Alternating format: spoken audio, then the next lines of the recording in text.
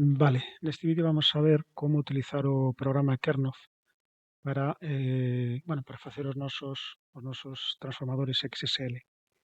Em, a instalación xa a temos feita de vídeos anteriores. Cando arrancamos o programa sempre escollemos a opción Sandbox Only. Este é o noso programa co que imos a traballar. Vale, basicamente imos estar na pestaña de XSLT Sandbox. Nesta parte de aquí estará o XML ao que eu lle quero aplicar algunha transformación. Aquí estará a nosa transformación, o noso XSL, o que temos que diseñar. Na parte de baixo vamos a ter o resultado cando lle damos a transformador. Entón, vente isto. Como faríamos un exercicio, un exemplo? Bueno, cando temos os exemplos anunciados xa teremos, pero vamos a supoñer que vamos coller un destos. Vamos coller un por aquí. Vamos a supoñer que temos este ficheiro XML. Vamos coller isto de aquí. Vamos a abrir isto con Notepad simplemente para que vexades a estrutura do ficheiro XML que temos.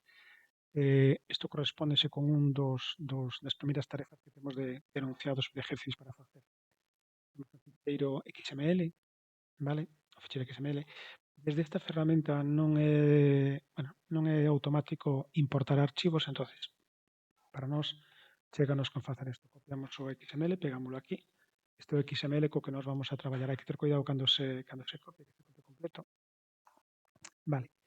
Vemos que é un ficheiro XML, que a súa estrutura correcta, tamén vemos aquí. Vemos que está enlazado con a folla de estilo, con transformador XSLT, que son os ficheiros XSL que nos estamos diseñados.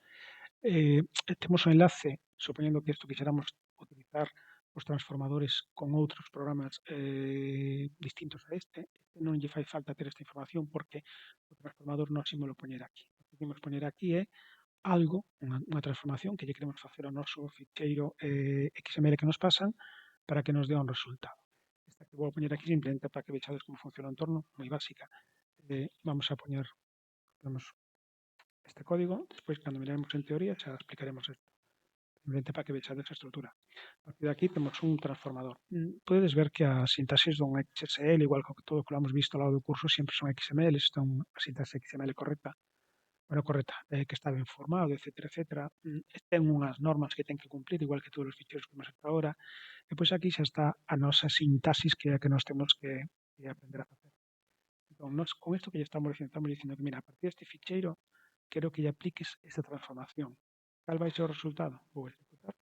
E vemos aquí abaixo a transformación que nos está facendo. É dicir, está analizando o ficheiro que temos aquí, está quedándose co código do cliente, está contando cantos produtos ten o cliente. Xa entenderemos isto, pero temos o ficheiro XML, temos o transformador que lle aplicamos e temos o resultado.